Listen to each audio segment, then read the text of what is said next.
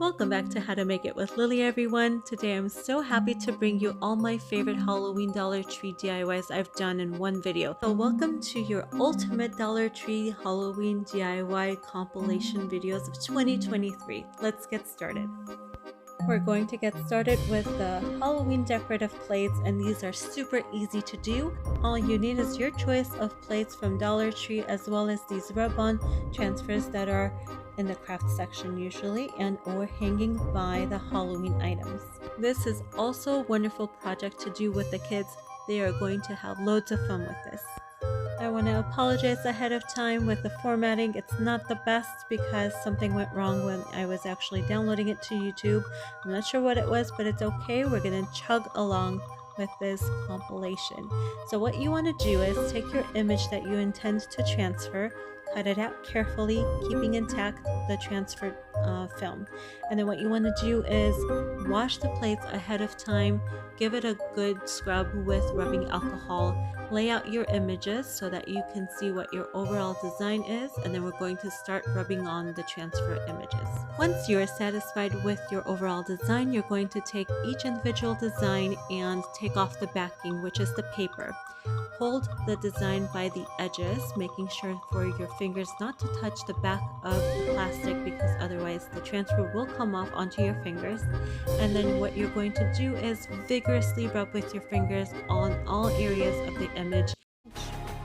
I continued the same process with all the different designs, and this is what it came out to be. I love the way that this came out. It is so beautiful, it's so good.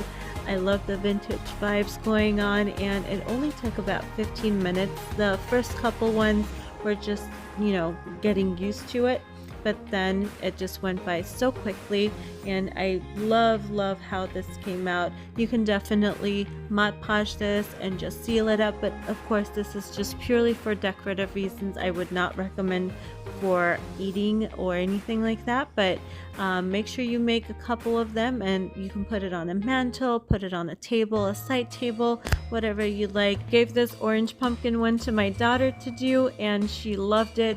It really brought out her creativity. Next up, I'm going to be making a Halloween chandelier using these garden decors from Dollar Tree. First step is to make a circle wreath using the pool noodle, and for that I'm utilizing the zip ties by bringing the two ends together, and then I'm going to reinforce it additionally with a heavy duty black tape. I would highly recommend the longer zip ties if you have the option of picking those up at the Dollar Tree versus the regular size. The seam has been reinforced with the black heavy duty tape. Now I'm going to proceed with wrapping the panels around the wreath. Line up the seam with the edge of the panel and again reinforce it by attaching it with zip ties. This is where the extra large zip ties come in handy because the ones that I had at home were the regular size and I had to put in more effort to get them zip tied.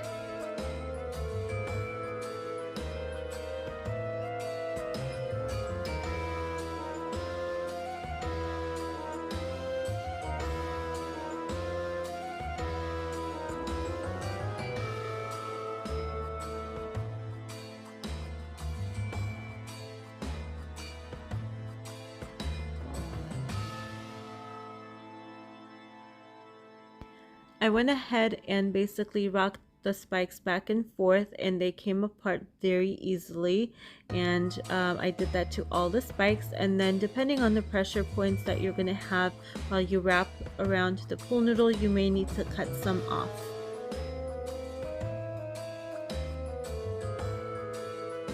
I then brought the ends of the panels together using a glue gun to stick with the glue. Because of the pressure points, you may end up with this kind of like eyeball shape, but go ahead and just bend it around and it'll come to a circular position.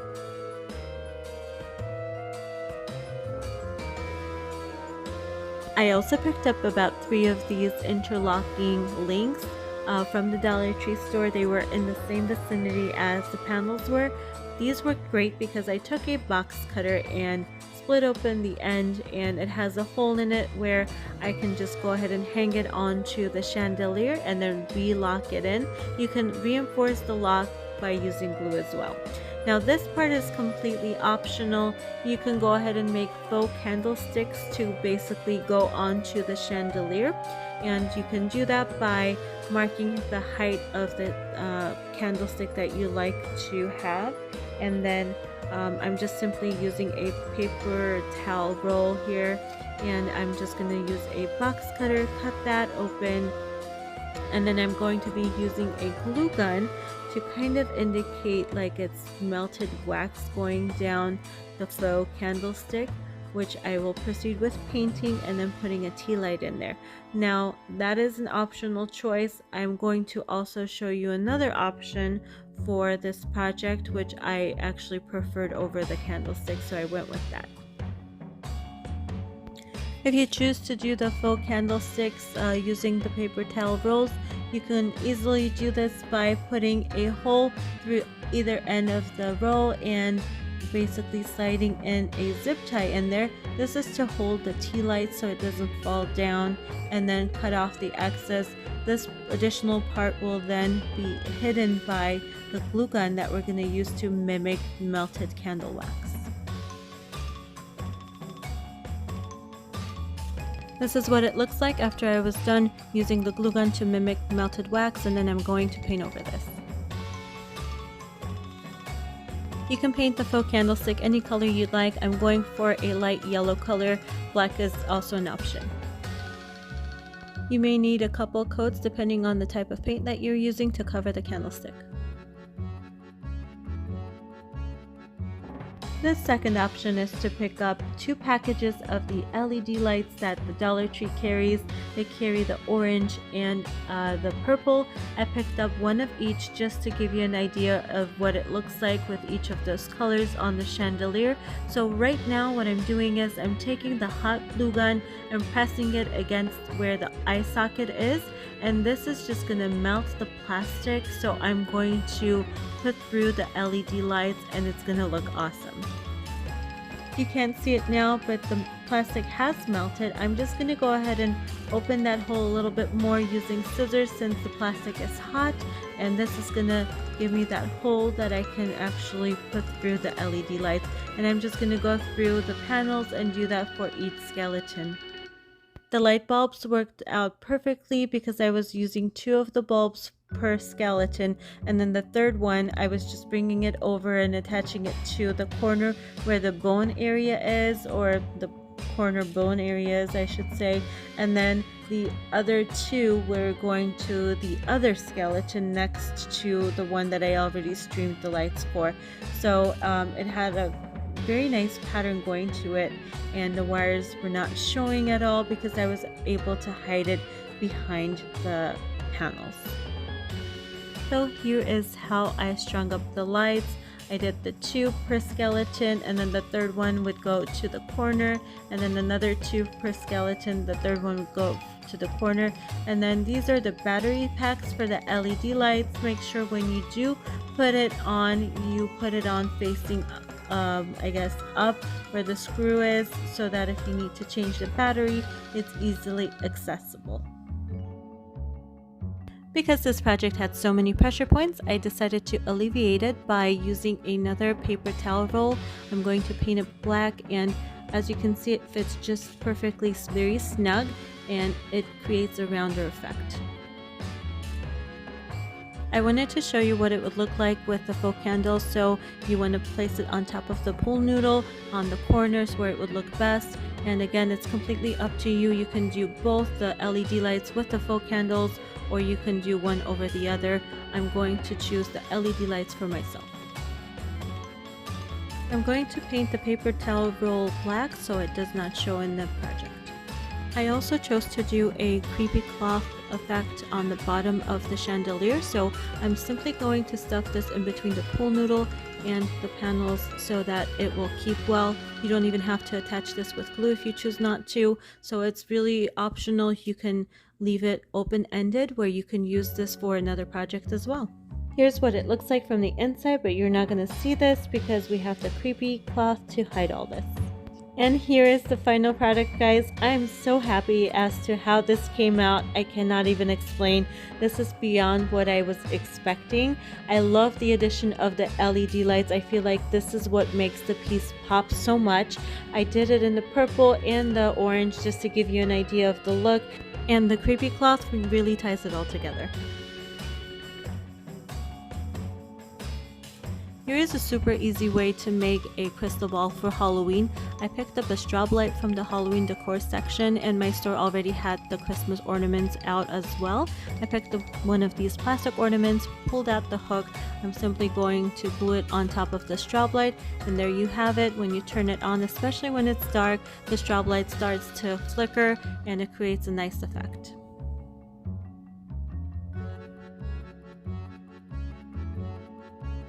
How cool does that look? Next up, I'm going to be making a hologram crystal ball. For this, you're going to be needing a round vase, a bowl from the party center area, and this comes in a pack of 4, face shield, rub-on transfers, Halloween themed, paint of your choice. I'm going to go with black, and your glue gun. So what you want to do is cut your face shield in a kind of like a square shape, maybe a little bit longer than a square, kind of like a rectangle. Either or will work, but you want it to fit snug into the vase. Once I'm satisfied with the shape and how well it fits into the vase, I'm going to take my rub-on transfers and start lining it up so it is centered, and I'm going to rub it on and transfer the image onto the little plastic piece. After the image has been centered, you want to rub over the image, especially the detailed areas, many times to make sure all of the image will release from the original transfer sheet onto the little plastic piece. Peel back the plastic transfer sheet very carefully, and if you have any details that did not transfer, carefully put it back and continue rubbing the area that has not transferred until all of the image has transferred onto the little plastic. This is what it looks like when I have it in the vase over the little bowl with the strobe light underneath. It has a wonderful hologramic effect. Since I had quite a few of the rub-on transfers left over along with the face shield plastic, I'm going to create additional inserts to give me different options. I also put one of the rub-on transfers onto the vase itself. This gave it additional dimension. I'm going to paint the party bowl that I picked up black. This is going to act the base of the crystal ball. I'm going to paint it from the inside versus the outside because if I want to change the inserts out, I don't want the paint to peel off as I'm changing it. And I'm going to leave the middle part unpainted so that the light can shine through. I also started to experiment as to how the look is going to come out if I use the wrapper itself that the face shield came in, and I actually like it better, believe it or not, because it's thinner plastic. It's less visible when you put it into the vase, so it comes out with better results. By all means, if you have thin plastic that is not so flexible but it's sturdy enough for you to transfer the image onto, go ahead and use that. This one is my favorite. It has the haunted house with the ghosts coming out of it. This came out so good. It looks so much better in person than the camera is able to capture, and I'm going to show you a quick scene of what it looks like in the dark.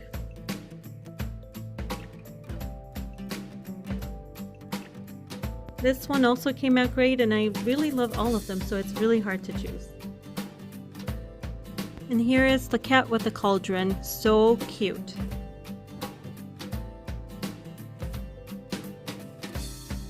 Next, I'm going to show you how to make a floating crystal ball using a mason jar candle holder, a Christmas ornament, and LED lights from the Dollar Tree.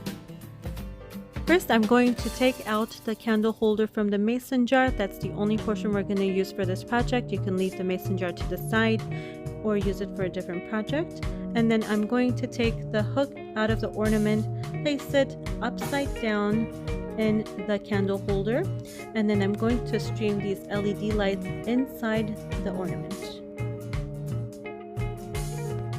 I left the lights in a bundle as they came out of the packaging. This helped me out putting it into the ornament. To hide the wiring, I'm simply going to wrap the battery pack along one of the rods, and this will disguise it.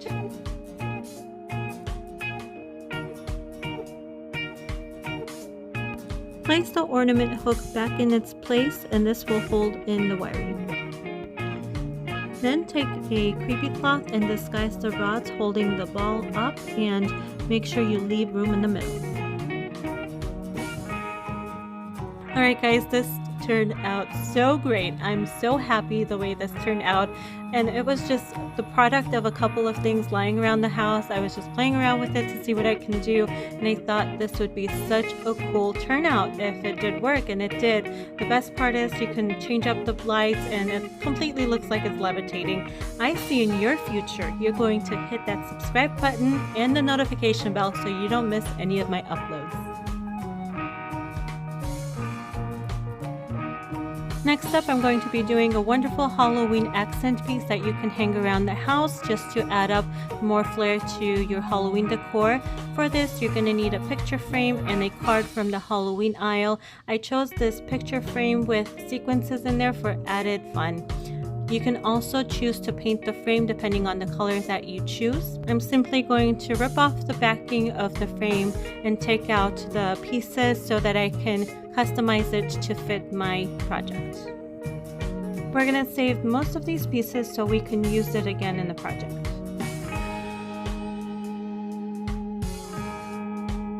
Next, I'm going to remove any lettering with some nail polish remover.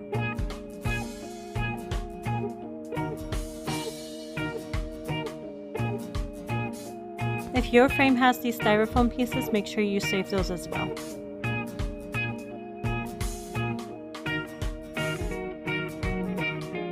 Now I'm going to paint my frame black so that it's more fitting for the theme.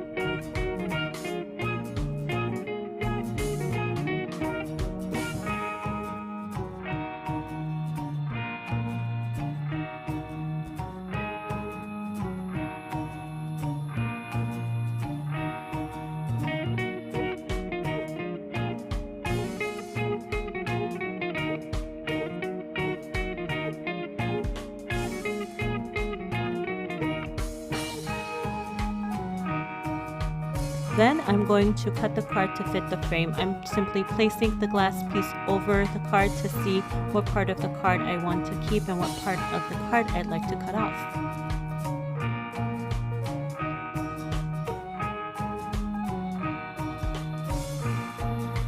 Now I'm going to wipe the glass clean, put the sequences back, followed by the card, basically rebuilding the frame back.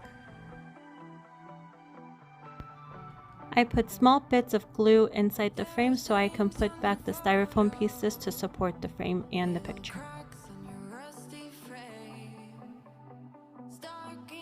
I'm putting small dollops of glue onto the cardboard piece so that I can stick the card onto the cardboard.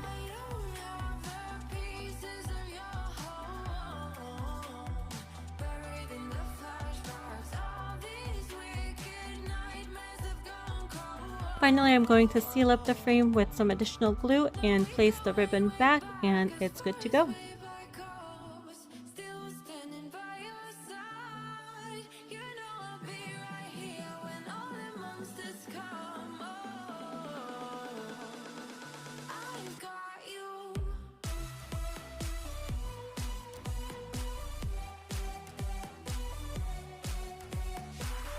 This project came out so adorable. It was super easy, super quick, less than 10 minutes we had it done, but all the while it was very fun. The kiddos especially will enjoy doing this project with a grown-up.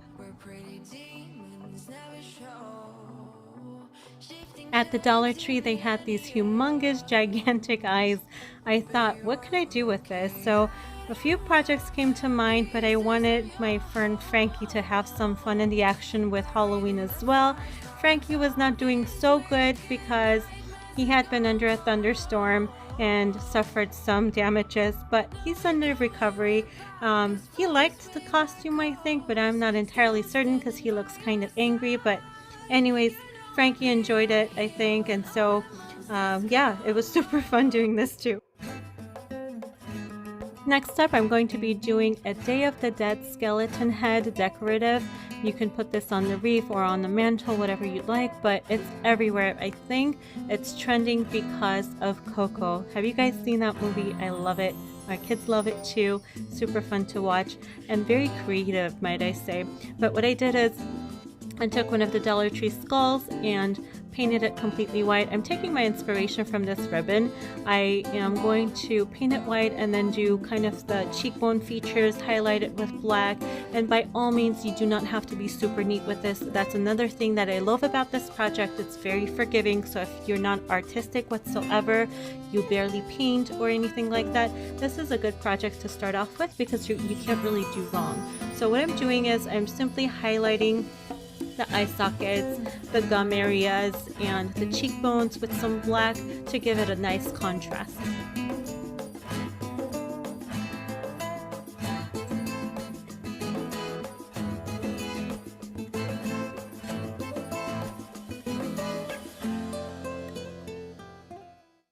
From the Dollar Tree, I picked up a bunch of these wonderful stick-on jewels. They have it in the craft area. Each store has different colors and different varieties, so make sure you check those aisles when you go. I also picked up these fake eyelashes because I think it's going to look super cute when we put the eyelashes on there too. Also, it kind of fits the theme with Coco as well. So here we go. We're going to go ahead and kind of decide on a design that is best fitting to the skeleton. And again, this part, you don't really even have to be artistic. You just have to know some colors, some patterns. That's the pattern I'm going to do in the eye socket here. And so I can change it up, and it's super friendly because it's not like a permanent glue on the back. It's like a sticker glue. So you can peel it off if you like, if you're not happy with the design. I went ahead and stuck these on. They do take some time. It is somewhat tedious because they're small to hold. I do recommend using tweezers if you have them, and after I finalized my design, I went ahead and put small bits of glue on the back so that I can fixate it onto the skeleton and it's not going to fall off. I then took a dry brush and just brushed off the excess strings from the glue gun just to make it a little bit neater. I then proceeded with fixating the lashes onto the sockets of the eye of the skeleton head, and this just brought it up to life. And again, circling back to Coco, I remember his aunts had the long big eyelashes in there. I thought it was the most hilarious thing and it was super cute, so we wanted to mimic that. Now I'm going to pick up this other piece of sticker sheet that I got from the Dollar Tree, and I'm just going to go ahead and build a pattern on top of the forehead and kind of elaborate with the different colors from there on forward. I highly recommend for you to pick up these string gems whenever you're in a DT store because they're so versatile and you can do so much with it, and they're super easy to use. You can cut it by hand or with scissors where you want it to be cut, and look how elaborate this looks, and that portion took me pretty much like a couple minutes just to do. Now we're going to go ahead and dress Rosita up with some flowers. I picked up all these florals from the DT store again, different parts. Some were, I believe, in the floral department and some were in the Halloween department. I chose to go with this blood red roses. I think it's so fitting to the occasion with the Day of the Dead, and she looks gorgeous with those on her head. I did a band of roses on the very top of her head, and then I added some black tulle on the back of her head to add additional character.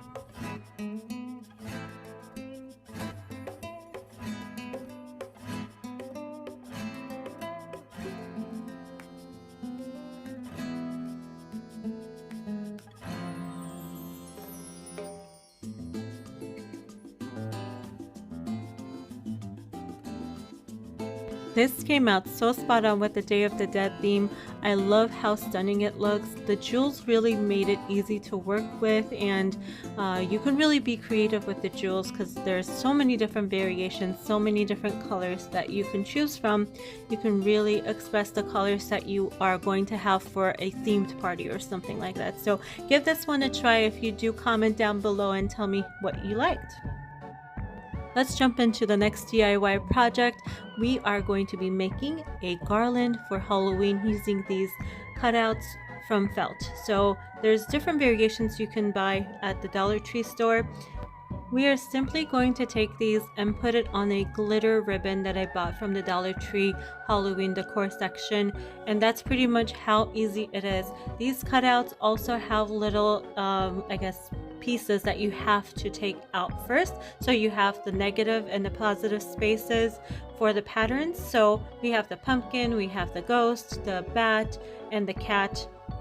The ghosts and the pumpkins are the ones that you have the additional pieces to take out, but it's super easy. Again, all you need is a hot glue gun and a piece of ribbon, and you have a wonderful garland made for $4, because each little design has its own packaging, so they were not all in one package or anything like that.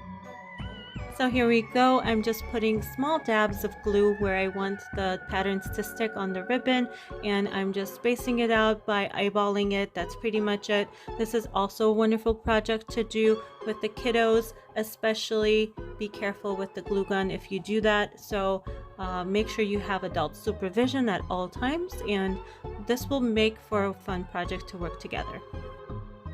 I love how adorable this turned out. It was so simple to make. You can definitely dress this up with additional ribbons and colors to fit the home decor. Next, I'm going to be filling in these Apothecary jars that I picked up from the Dollar Tree store. These were absolutely the best find for Halloween. I feel like I'm very into Apothecary jars, and I love the Apothecary labels.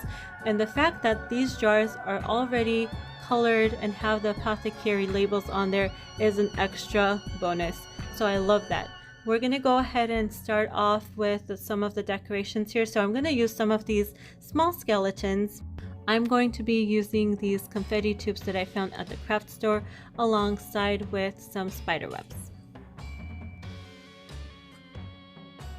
I find the easiest way to pour the confetti tube into anything is to snip off a small piece of the end and then just slowly pour it into whatever you want to pour it into. The labels on the bottles were super creative. So the Witch's Brew says, since 1692, potion number 666, brewed with only the finest all-natural ingredients in the grand tradition of Salem's finest witches. Super cute. So that one I just filled up with the confetti tubes, and that was it for that one. I thought it added a nice glittery touch to the potion bottle. And then we have the unfiltered green bottle. So that one says, since 1778, witches grade, keep chilled, poison, fine mix of bone dust, gnomes, toes, and dragon saliva. This one I also chose to do the confetti tubes just because I had it very handy, and I want to use this for another DIY, but you can definitely fill this up with some flour, so that could be kind of like the crushed bones. And then we have the dark purple bottle, which says wool of bat magic, rehydrate bat's wool in warm milk, since 1559. So cute. I filled that one up with spider webs, or you can also do cotton balls to resemble like wool and milk, what have you. Be creative with this. You can hardly see it through, so I would say do something light colored. And finally, we have the orange bottle, which has the Zombies Brew, fermented zombie toes and fingers, 1902. I think this one came out so good because what I did is I again put in the confetti tubes, and then I cut off the arms and the legs of the small skeletons I showed you from the garland earlier in the video, and I stuck those in there, and when you shake it up, the arms and legs kind of stick up, so it makes it look awesome. I had these decorative little hats I picked up from the Halloween Dollar Tree section, and they were actually picks, but I took off the picks and I put the hats on the very top of the bottle, and they came out so adorable. This is just something different you can do if you want to. It's completely optional. Oh my gosh, guys, this came out so wonderful. I love every little aspect about this. The fact that I didn't even have to bother with printing labels, getting them on there, finding labels in the first place to put on there is wonderful. This literally took minutes to make, and it came out gorgeous. It's so wonderful to have something like this around your home for your Halloween decor as accent pieces as well, or you can have little corners of themes going on around your home. And I want to show you really quickly these zombie legs and feet. You see them sticking out in there? So freaking cute.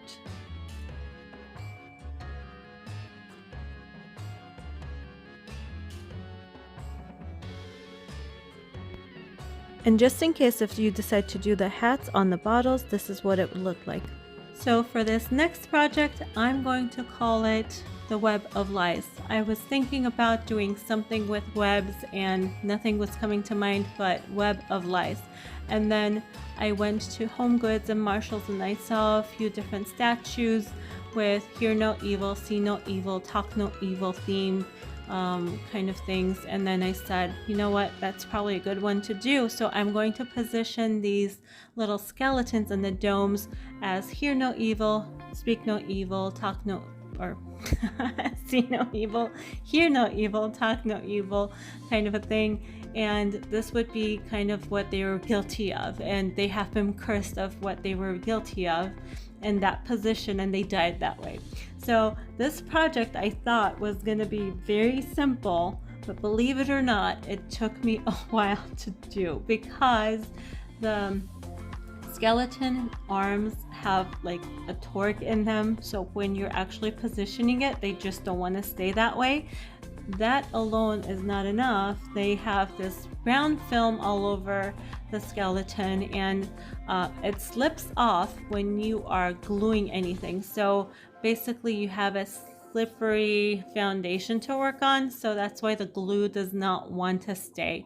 But after I got it to stay, it turned out so wonderful. It came out the way I was kind of imagining it in my head, which was awesome. And what you want to do here is basically work with a hot glue gun. Do not do low temp glue guns at all. You can also work with E6000 if you have that handy as well. Make sure you use gloves not to get those on you. But here I am trying to position the hand, and my daughter was basically my camera person, and she just kept giggling and giggling because it would not stay no matter what I did. I would press on it, I would hold it into position, but then it would actually just fall apart. But that also kind of worked to my advantage because with the theme of it being Web of Lies, and they kind of got cursed and the spider spun a web for them to stay in that position. It worked in my favor because the glue gun strings were coming off kind of like web strings. It still worked for me. So I hope you guys enjoy this portion. It's an adventure getting these glued.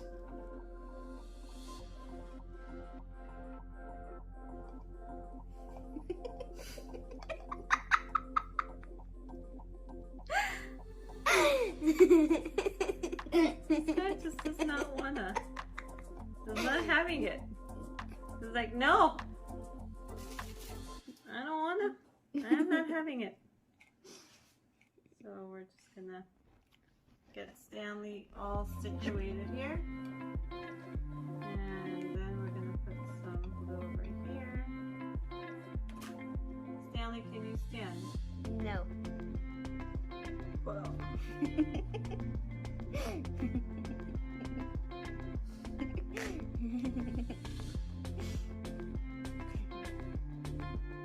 Is it standing? Yeah. Is it good? Yeah.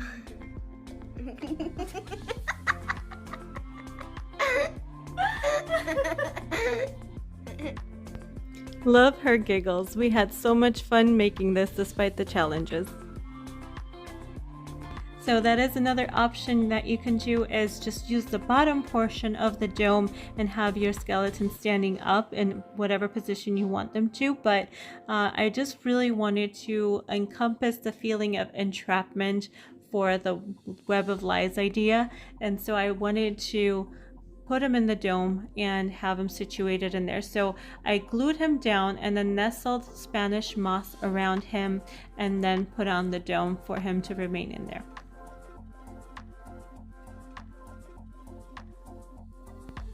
Then I had these little skeleton bows that I wanted to use the skeleton heads off of there to top it off on the dome. These came out so great, exactly the way I had envisioned it. That's how it came out. I love it. It looks so spectacular, so high end. It would be something that you would pay way more for at a Hobby Lobby or Michael's store, especially for the set of 3. I really love this, and if you guys try it at home, please comment down below. I want to know your thoughts. I want to know what you did. You could also have the skeleton standing if you choose to on the platforms of the dome, which would also be super cool. For this next project, I'm going to be doing full taxidermy gilded insects. For this project, I'm going to be using 2 of the toy beetles I found at the Dollar Tree toy section, 2 plaques at the craft section, black paint, a brush, and Rust-Oleum metallic spray.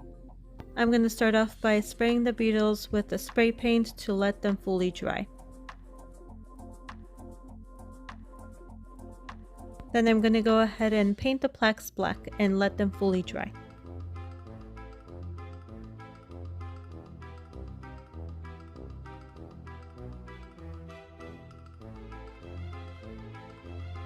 Once everything is fully dry, I'm going to quickly assemble this by putting a large dollop of hot glue on the back of the beetle and then placing it onto the plaque.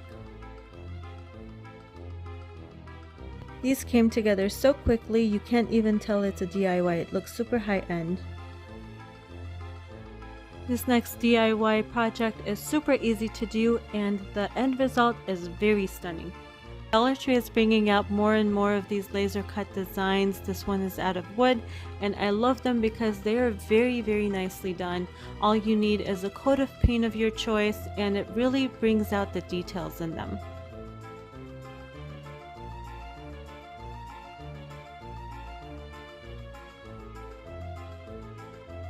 These were so quick to come together and came out so gorgeous. I love these pieces. Next up, I will be making some specimen jars using all Dollar Tree products.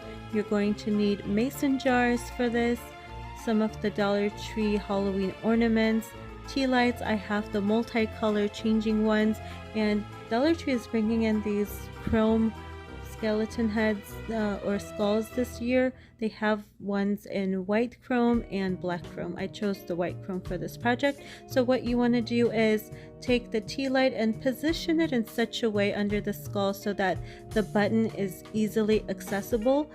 Even if you do it with a toothpick, you just need to flick it on and off. That's pretty much it. But I'm just going to go ahead and position it and hot glue this so that I can turn off the button whenever I want to.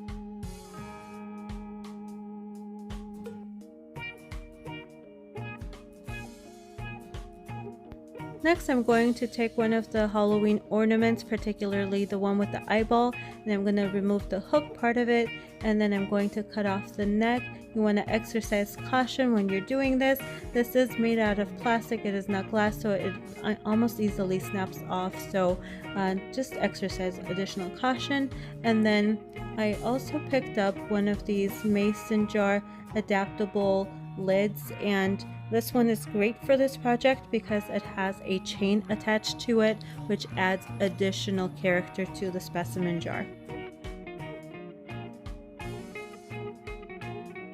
Next, I'm going to fill up the mason jar with water.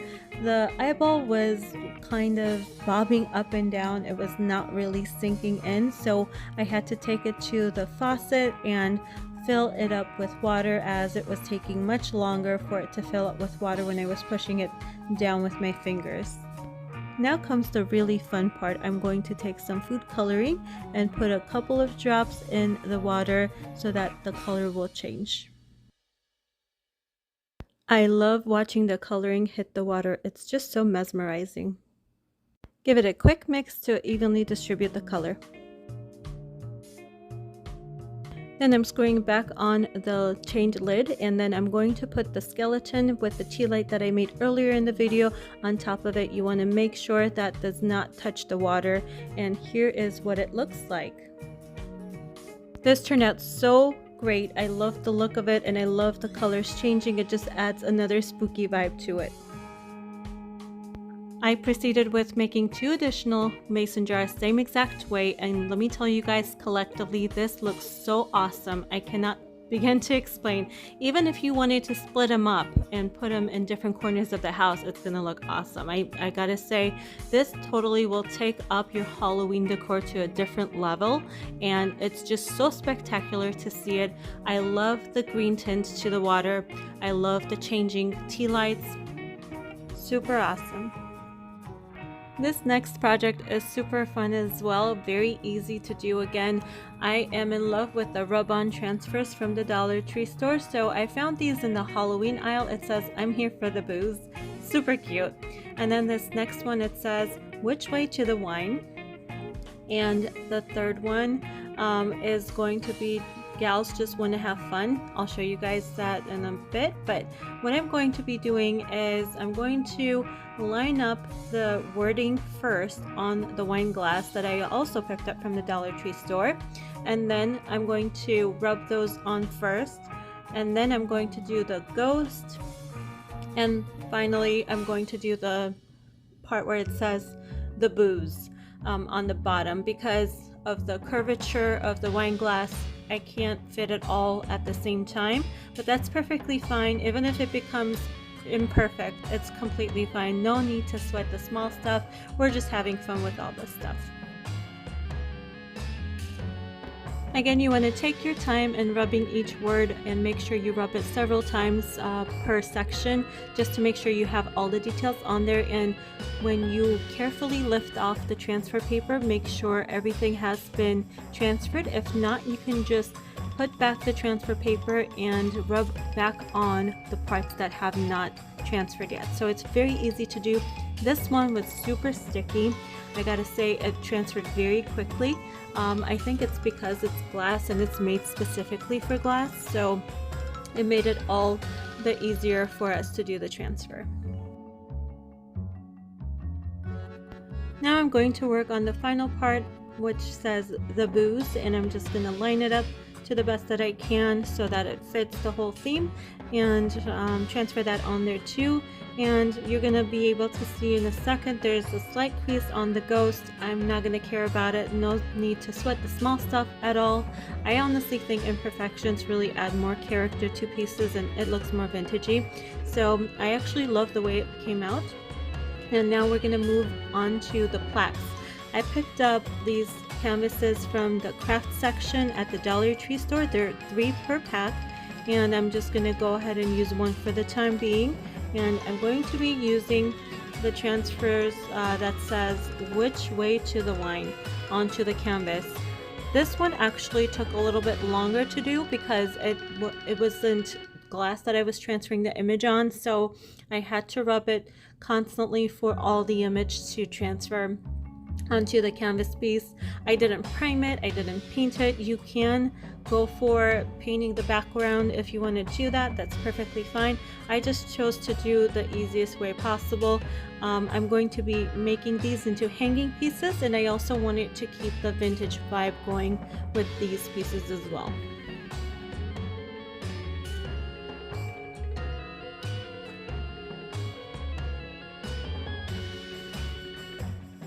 Here are the other ones I picked up. This one says "Gals just want to have fun," and the other one says "Happy Halloween."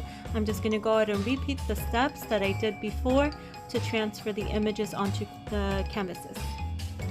Next, I took some plain black ribbon that I also got from the Dollar Tree store, and I'm going to center the canvases onto the ribbon, spacing them out, eyeballing it, nothing too particular, and these will be hanging vertically.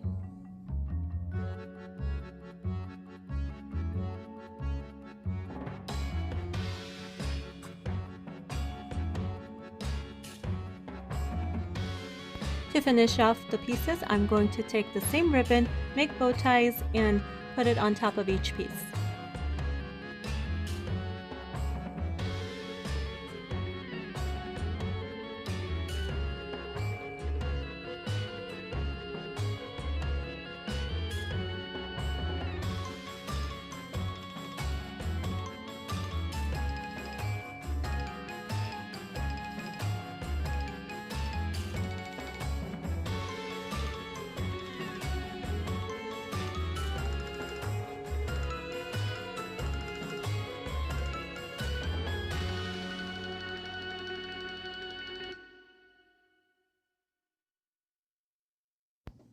These turned out so adorable. They're so darling. I love the way that they look. I love the vintage vibes again. With the ghost one, I had to take a little bit of a pen and kind of outline it so it's more visible, but all in all, super excited about how it turned out.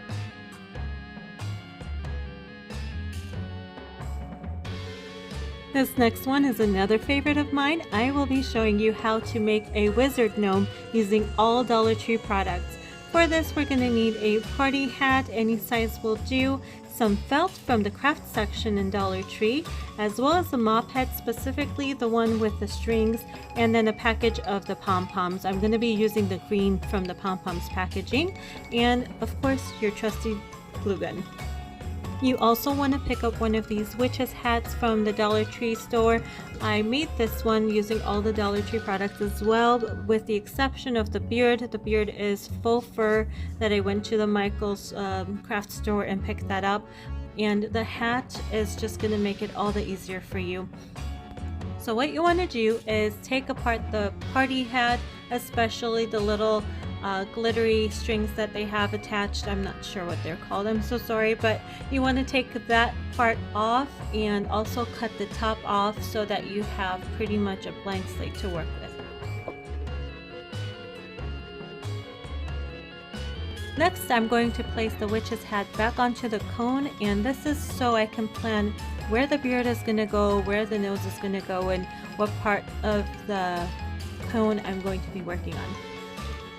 Now we're going to go ahead and take the black felt, or any color will do, and I'm going to wrap it around the cone to see how much of a drape effect I want, if any, and also how it's going to sit on the cone. The best part about this is that the cone could be taken apart and put back together again because it is made out of very, very light cardboard. And so you just want to trim according to the size of the cone, and this makes it all the more easier because there's no math involved, there's no little templates involved or anything like that. You're just ready to go by cutting around the little opened cone. I went ahead and left a little bit more room for the bottom portion while I was cutting out the felt, so it was not to size with the cardboard, just to see how much of a drape effect, if any, I want to keep. And you're going to see all this jagged edges, which I will be trimming it down to make it straighter. And you keep in mind, a lot of it is going to be covered with the beard and also the hat.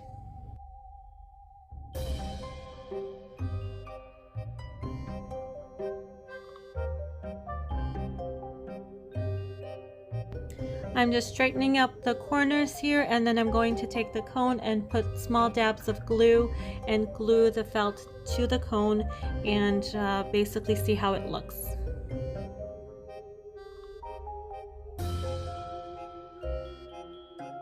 For the back end, you want to take the felt and fold it over a little bit, glue it down, and this will give you a clean seam. If any part of the felt is not sitting snug to the cone, you can go ahead and glue it down again because it's going to be covered with most likely the hat or the beard. Okay, now I'm going to open up the mop head, and what we're going to do is use the strings as the beard. So you want to take a pair of sharp scissors and cut each string, and then we're going to go ahead and glue the strings on to the cone slash felt, and it's going to create the beard of the wizard. After you have a good amount cut, you're going to take the cone and basically do dabs of glue on the felt and start gluing the beard down to the height that you want it to be. Exercise caution when doing this because the glue can burn you. What you want to do is, when you're gluing down the beard, keep in mind you want kind of like an A effect, starting from the top where the point of the A is, and then going down to the bottom where it kind of fans out. You want that type of an effect with the beard. So you're not going to be gluing everything down the same size or the same area. You want it to kind of fan out on the bottom so you have a better effect. I put the hat back on to see if the height is doing okay, because you can have different heights of the strings attached there to give it a little bit more interest. And then you want to make sure that the hat is hitting the point that it's supposed to cover the beard. Next, I'm going to take each string and twist it the opposite way where it's actually spun. This is going to unspin the strings, and it's going to give it a fuller effect and a better effect. After I'm satisfied with the amount of beard I have on there, I'm going to lightly glue the gnome nose on there using one of the green pom-poms, and I'm doing it light glue on there just to see if I need to adjust anything. I can, and you want to make sure that it hits right underneath where the hat is.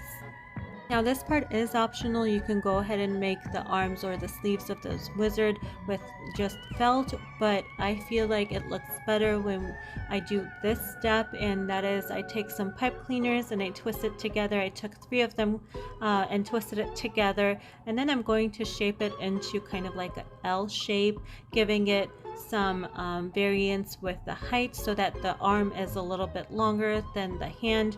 And we're going to go ahead and create the sleeve on top of this so that the hand becomes bendable. It's not just straight up and down sitting there with felt hanging from it. I made 2 of those, 1 for each side, and now we're going to go ahead and create the sleeves for the wizard using the felt. You don't need much of felt for this as well.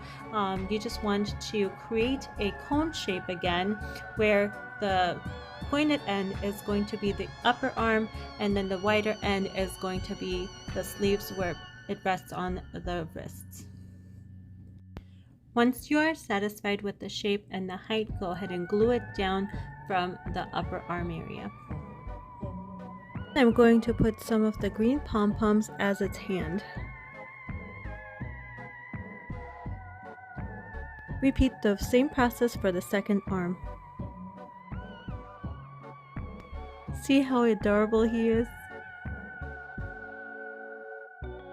Here he is, all finished, dressed up, ready to go trick-or-treating. I don't know what's more adorable, guys, this one or the second one that I had already made, but he is so cute and he was so easy to make, especially with all Dollar Tree products. And this little one is conjuring up some spells. Next up is a skull wreath.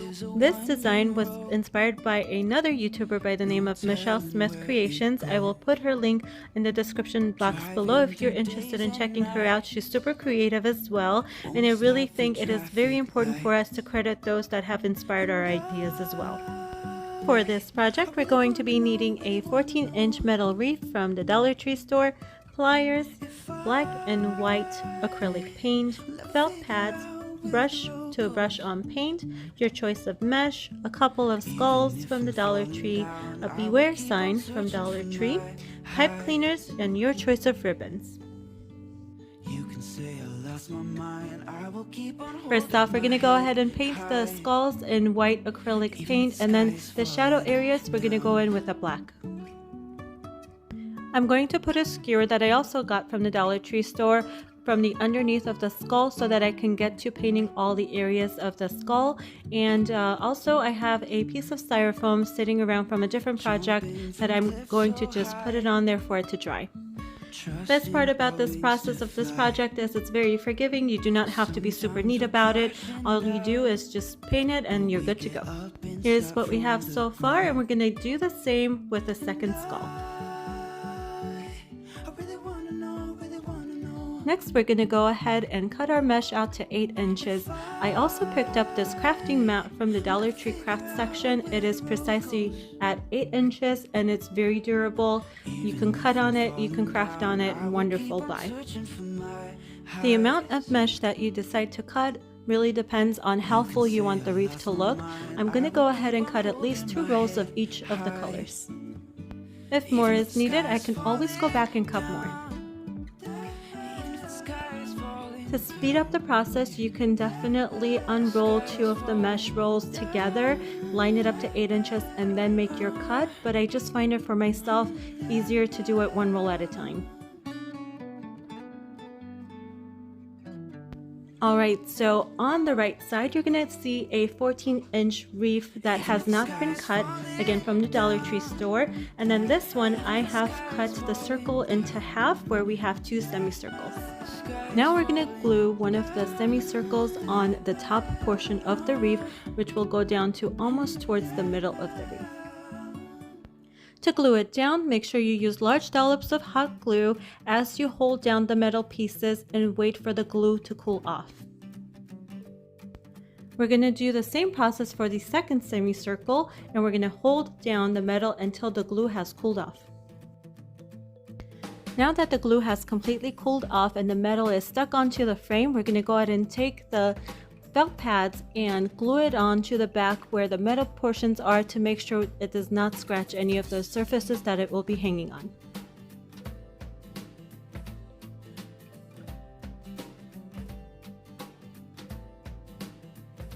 Now I'm going to show you how to make the bundles.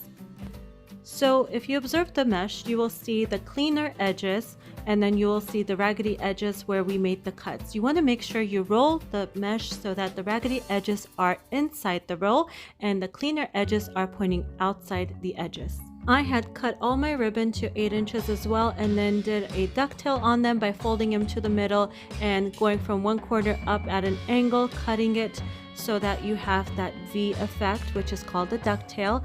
And I'm taking a pipe cleaner, which I have also cut in half, and bundling them up. I'm giving this overall look kind of like a Beetlejuice vibe because Beetlejuice is such a big part of Halloween as well. It's a classic, so it's going to be slightly different than what I had seen from the previous YouTuber. There were so many beautiful ribbons at the Dollar Tree section this year. I could not choose which one I wanted. In addition, I had the striped ones at home that I had got from, I believe, Michael's or Hobby Lobby. I can't recall which one exactly, but I definitely wanted to throw that in the mix as well. So I have bundles of black with the bats, black with the webs, black with the purple, black with the stripes, and I'm just going to use this to make an overall pattern for the wreath. I also did bundles of mesh that were black on black and purple on purple.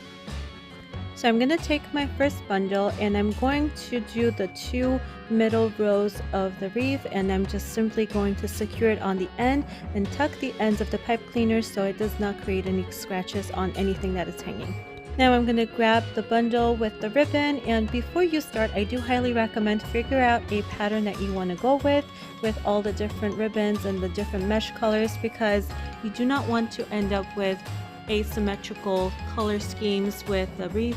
Otherwise, it's not going to look its best. Before you start, lay out all your bundles, figure out the pattern, put it in a pattern, and then start. This is what it looks like just after adding 5 bundles. And when you add each bundle, make sure you push it against the other so that you have a much fuller effect, and then you can zhuzh the ribbons later. And this is what it looks like after we're done with all the bundles. I love how this came out, ladies and gents. I really think this looks very high-end. First and foremost, it would be something like $50, $60 when you walk into a Hobby Lobby or a Michael's. I really think this looks absolutely spectacular, and it is completely giving out Beetlejuice vibes, which I love. Now the skulls I have not secured. I just wanted to put it in the wreaths to see what the effect is. I was contemplating whether I was going to go ahead and do it or leave it off, but I'm going to go ahead and do it. So what we're going to do, we're going to take our hot glue gun, put a ton of glue on the back, and stick it inside the mesh. Determine where the points of contact are with the mesh and then do the glue so that you don't have a lot of glue poking out and you didn't mis-glue the skull. So you want to make sure you put a lot of the glue on the back and then nestle it in there and push it against the mesh so it sticks. Also do the same with the sides after you do put it in there, because you're going to have a lot of areas on the side that you may need to glue to secure it on there. To give it additional support, I flipped it to the back, and where the skull hits the sign, I'm going to do a dollop of glue to secure it. Alright everyone, here is the finished product. I absolutely love how amazing this came out. It was so easy to make, so budget friendly. To think that all these materials, with the exception of the one striped ribbon came out of Dollar Tree is just so mind-blowing to me because it looks so high-end. I took it out to the sun, and what you see is the glistening of the glitter that is on the beware sign and within the mesh itself that is glistening. It is not a filter by all means, no filter used on this one at all. So I hope you guys give it a try. Now onto the witch's hat wreath. This is by far another one of my favorites. For this project, we're going to need one of the witch's hat frames, one package of black zip ties, one package of black pipe cleaners, rotary cutter or scissors, either or will work. If you have a chance to pick up these silicone finger tip protectors from the craft section at the Dollar Tree, do so. We are working with mesh, you may need it. So, and then glue gun with glue sticks. Also, your choice of colors of the witch legs, your choice of colors with the mesh. I also picked up some tulle and ribbon just to give it added dimension, and that's your choice again, whatever colors you want to do, and some picks to see if I'm going to be using this or not, just depending how the design works out. Let's get started. First off, I'm going to be cutting all the mesh to 8 inches. By the way, I picked up this green mat at the Dollar Tree craft section as well, and it is precisely at 8 inches, which works out perfectly. It helps to weigh one end of the mesh out so you can cut the other end. So this is why I'm placing the scissors on that one end and going to be cutting it on the other end. Repeat the process until you have 2 of the rolls of the same color done so that you can make a nice full wreath.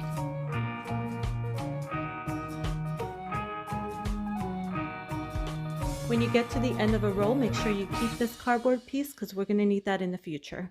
Take out any staples carefully for safety reasons. Continue the process with all the mesh colors until you have a good amount of mesh cut for each color.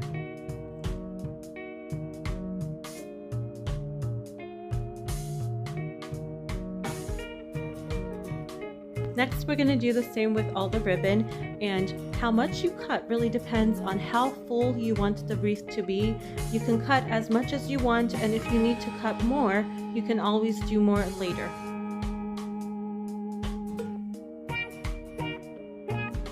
Now we're ready to prep our pipe cleaners for the next step for bundling all the tulle. What we want to do is take the pipe cleaners and fold it in half and snip the middle, and this way you have double as much of the pipe cleaners from one package to make the bundles. Now we're ready to make the bundles of mesh. So you want to think about the patterns. You want to think about what's going to deliver most interest to the eye. You want to alternate the colors, alternate the ribbons with the colors to make it all the more interesting. So we're going to take this raggedy end and roll it so that it's inside the roll and the neat end of the mesh is pointing outwards. That's what we're going to do. As you can see, the raggedy ends are staying inside the roll and the neat end is the one that you can see coming out.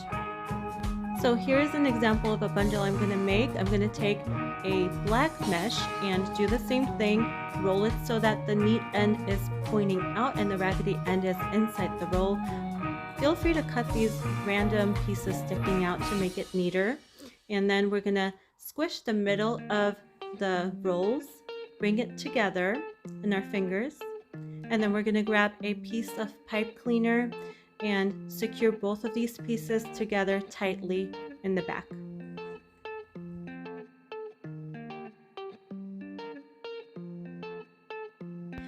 The tighter you pull, the neater it's going to be.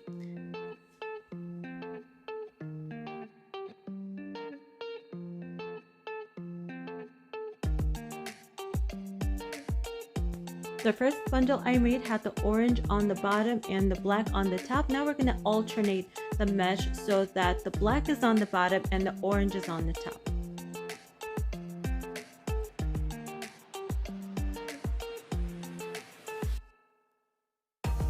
And here we have the 2 bundles and you can see the effects of both of them together. Feel free to play around with the colors and the textures of ribbon to see what is going to be working out best for you. Here I am going to be ducktailing the ribbons, all of them, because I feel like it's going to add additional interest to the eye. To do this, you simply fold the ribbon in half, and going from one corner up at an angle to the middle, you want to cut the ribbon, and this is going to give you a ducktail effect. Here I'm playing around with the different textures and the ribbon to see which one I like best on top and which one I like best on the bottom. And I'm just going to do a sample bundle to see what it's going to look like. Here I have some of the examples of the bundles I've already made. On the left row, you can see the orange being on the bottom, the black on the top. The middle row, we have the orange on the top, black on the bottom. And then the final bundle, I chose to do the orange on the bottom, ribbon in the middle, and then the tulle on the top for added interest and texture of color. Also the green pulls from the leggings that I'm going to be using for the witch legs. And the green also has a hint in the ribbon too, so it kind of pulls it all together. Next, I'm going to take the black mesh and basically fold it in half. And I feel like this step works best when you have some of the mesh glued down so that you have basically 4 layers on the end that you're working with. And then I'm going to secure that onto the frame itself. And it works best when you have the frame pointing down, upside down, and you're folding the mesh as you go, because then the big frame is not getting in the way, the bottom of the frame is not getting in the way, and you have the pointed end that you are starting to work with anyway. And you're going to see the process in a second that I'm going to be securing this onto the frame, and then I'm going to be folding it as I go and wrapping it around the frame as I go. And this is just going to give you a lot of coverage because you're folding the mesh in half and you're wrapping it as you go around the frame.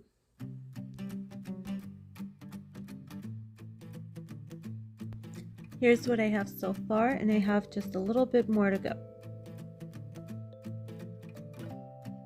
When you come to the end of a roll as you're wrapping, it helps to zip tie the end to the wrapped mesh that you already have on the frame, securing it to the frame.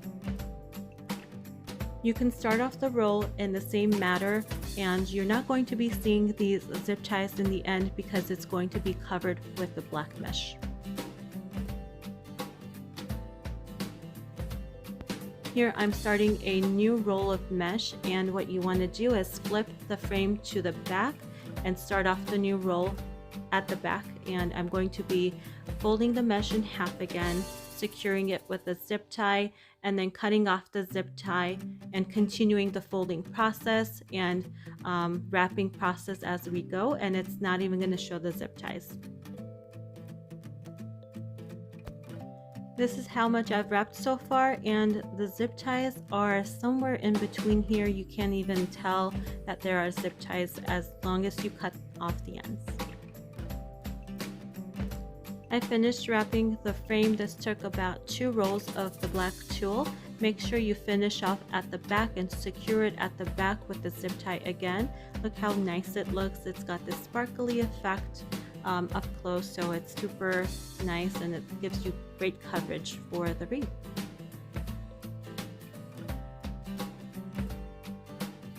Now I'm going to start putting my bundles onto the wreath. It is best to figure out a pattern that you want to do and go with the pattern because it's going to give you a better visual effect.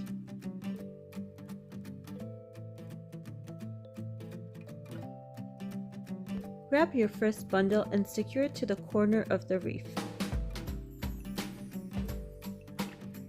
I have flipped the wreath over, and this is what it looks like in the back. You want to make sure you twist it on tight and tuck the twisted ends of the pipe cleaners towards the inside of the wreath so that you don't get any scratches on the door. Here's what it looks like after I have 3 of the bundles on the frame, and as you do your bundles, you want to make sure you slide it against each other so you can have more of a full effect and less of a negative space between the bundles.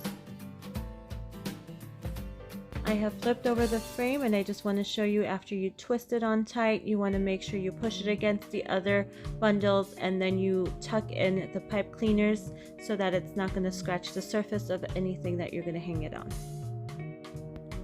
This is what I have so far after 6 bundles. It's coming together so quickly, especially since the bundles are ready to go. And once you're done with everything, this is what it looks like, guys. This came out so beautiful, so quickly. I love the look of it. I love the color picks and everything, the patterns that came together. It is so gorgeous. You can actually just leave it as is, or if you choose to move on with it and do the legs, you can do that. The legs are going to be removable, so you can leave it on or take it off whenever you'd like. But let's get to that portion of the video, and it's gonna go by super quickly again. Alright guys, so the rolls that I asked not to throw away at the start of the video after we finish the mesh rolls is for this purpose, is because we're going to stuff it down the leggings, and then we're going to stuff it with cotton to give it a 3D effect. And at this point you want to make sure you bring out your decorations to see if you're going to go with it after we're done with the leggings. First step is we're going to cut the ring off with the tool and keep the legging separate. Now that the leggings are separated from the ring, we're going to go ahead and roll it down and put in the cardboard roll in the first portion of the leggings, and then the top portion will be stuffed with cotton balls.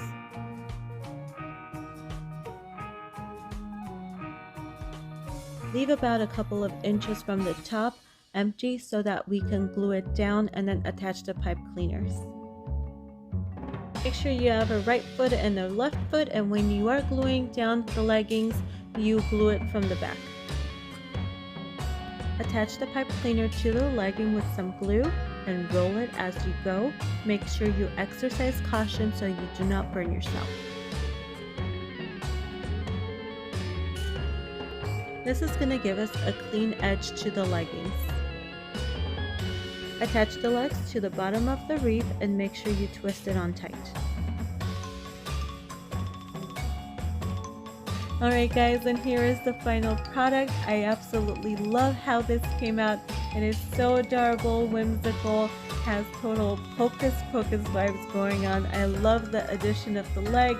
I love the green pops of color throughout the wreath. One color is not overpowering the other. They all work so wonderfully together. This next project is very unique and adorable, kitten treat bags. We're going to start off with trick-or-treating bags, and these are so adorable. I picked up this little kitten and some of this tulle ribbon from the Dollar Tree, and we're gonna dress her up, literally. So what I'm gonna do is, because this particular ribbon is so wide, I'm just going to take it and fold it in half. And the idea is to scrunch it up and give it a little bit of a skirt to the bottom. So we're just gonna go ahead and take it, and working in small pieces, we're gonna scrunch it up and glue it onto the bottom portion of the bag and give it the skirt. If you have the silicone finger protectors, I highly recommend you use them for this portion of the project. So we're going to start off by working in small areas and doing small strips of the hot glue, and then do the skirt and then move on along accordingly. Otherwise the glue will get cold and we will not have the sticky tacky factor that we need from the glue gun or the glue sticks for this to work. So as I fold one layer of the ribbon down, I move just slightly over to the right, just slightly, and then fold another one and glue on top of the original that I had glued down. And this way you have this pleated effect for a tulle skirt. And I simply repeat that process until the front part of the skirt is done. I'm going to show you a few more bits here so that you get a better idea of how I'm creating those pleats. And of course, you do not have to use this ribbon. You can use any tulle that you would like. Tulle is probably going to be easier for you to work with because you can scrunch it up and put it onto the strip of glue and then move forward. I just chose to do it this way just because I loved the green color, which complemented its eyes and the ears. Now that we finished the front, I'm just going to take that extra end piece and fold it underneath and glue it down to give it a more finished look. Continue the same process for both of the sides. Now that she's all dressed up nice and pretty, we're going to give her a nice green bow. I'm going to take the same ribbon and fold it in half. Then I'm going to scrunch that half together, and with a strip of the ribbon, I'm going to tie that in the back. Then I'm going to trim the excess off the two sides of the bow, and then with a small dab of glue, I'm going to glue it to the top of the bag. And here is the final product. I'm so happy with the way this came out. It is so stinking cute and adorable. My daughters absolutely love this one.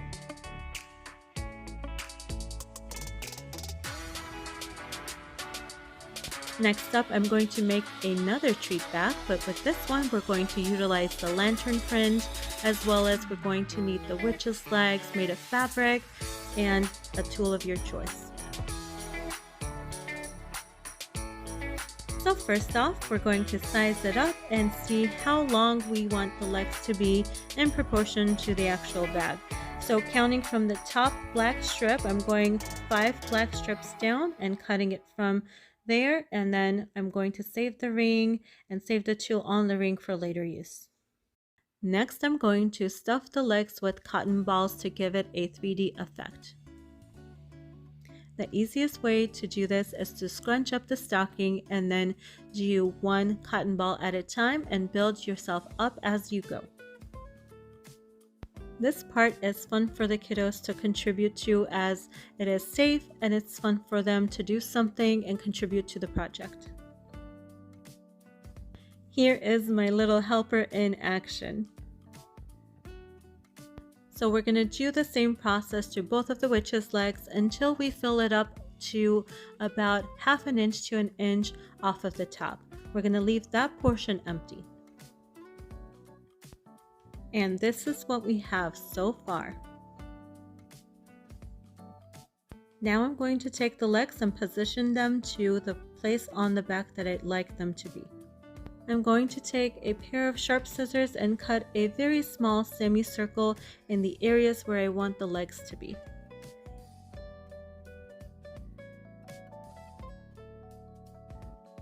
Now I'm going to take one of the legs and slip it into the slit I just created. Make sure you have the feet pointing the directions that you intend to for this step. Now I'm going to take the bag and pull it through inside out, and then we're going to pull through the top half of the legging through the slit. Next, I'm going to secure the leg to the inside of the bag using a glue gun. Now that we have one leg done, we're going to repeat the same process for the second leg, making sure the foot is pointing the direction you intend to. After both of the legs have been secured, we're going to go ahead and dress her up with some tulle. I'm going to lay a small strip of glue down to the bottom half of the bag, going from one point corner to the other pointed corner, and I'm just going to scrunch up the tulle and stick it onto the bag.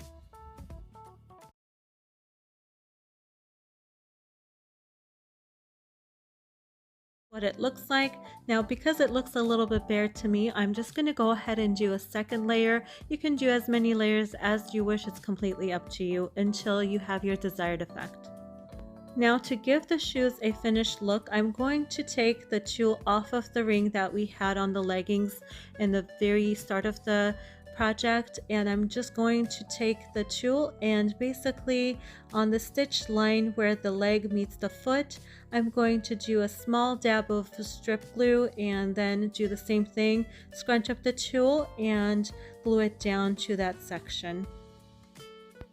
Here is what we have so far. I got a thumbs up from my little helper, which is a great sign, and here is the final product. Oh my goodness, between the two treat bags, I personally I'm going to have a hard time choosing a favorite because I love them both for different reasons, but they're so adorable, so unique, and the kids love them because they stand out. And so I hope you guys try this at home and see how easy it is to jazz something up that is otherwise somewhat basic.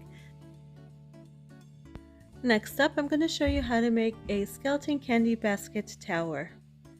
For this project, you're going to need 2 of the webbed baskets from Dollar Tree. They come in orange and purple as well, so whatever choice of color you like, that's perfectly fine. And then we're going to need the skeleton and a dowel. First, we're going to puncture a hole in the middle of the baskets. You can use the glue gun to burn the hole, or you can use a pair of sharp scissors. Skelly says hi, but sadly enough, we do have to take Skelly apart for this project. Show Skelly some love by commenting down below with a skeleton emoji. It comes with buttons which you can easily snap on and off. Just make sure to save them so that we can put them back together again. Next, I'm going to decide on the overall composition of the structure and where everything is going to be in relation to each other. I'm also going to decide how much of the dowel I need.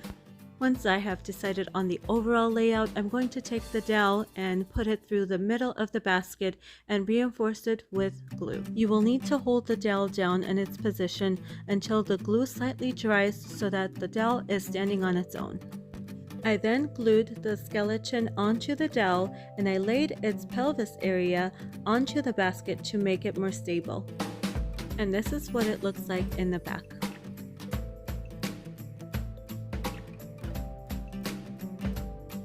Skelly's legs were a little too long for this project, so we're going to utilize this to our advantage. We're going to take the 2 femur bones, which are the thigh bones, and use these to hide all the glue gun work that we have in the spine area.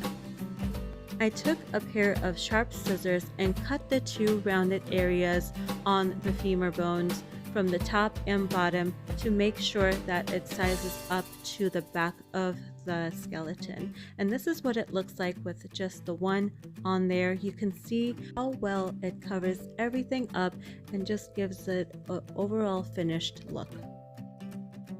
I'm going to be using small dabs of glue to make sure that I can finish this off the neatest way possible. And this is what we have so far. Don't worry, Skelly, we'll put you back together soon enough. We're just checking to make sure that it's stable enough and it's not leaning any which way. Now we're going to add the second basket to the top, and we just need the smallest amount of dowel protruding from the top so that we can add the headpiece to this area. And there we go, Skelly has his head back. Hang in there, Skelly, you're almost whole again. And here is what we have so far. You can see the happiness in Skelly's eyes and almost being whole again, but we still have the legs to go. As for the legs, I do recommend for you to position them according to where the overall piece will be sitting. So you can have it dangling off of the counter or sitting within the basket itself. Whatever you choose, just make sure to secure it in place. And here is the final product. Skelly is whole once again. He is ecstatic about it. You can see how excited he is. You gotta admit, he's quite charming as well. This is such a wonderful piece. It is exactly as I had imagined it to be, and then some. It is whimsical, very interactive, and the kids are going to love it.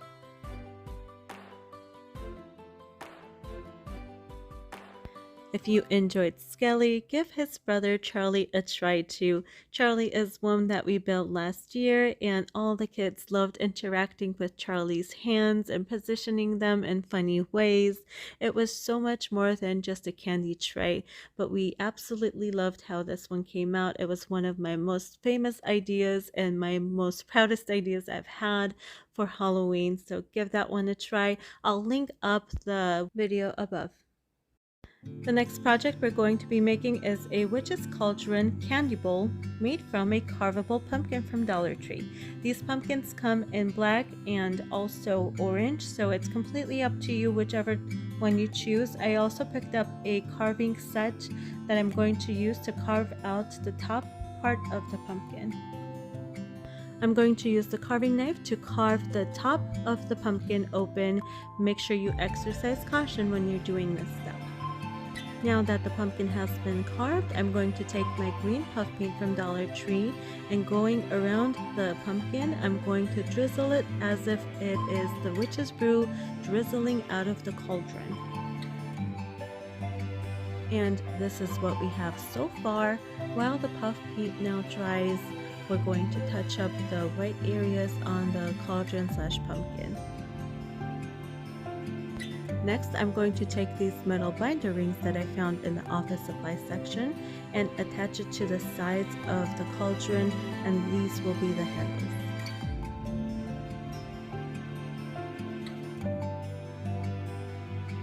Next, I'm going to take some basket fillers and fill up the cauldron. This is going to be a nice bedding for the candy to sit on. Now for the candy. I found these googly eyes at the Dollar Tree Halloween candy section, and I thought it was the most fitting to this project, so I'm going to fill it up with some of these googly eye candy pieces. I also found these zombie finger lollipops, which I thought was also fitting for this project. However, you can choose to do any candy that you like.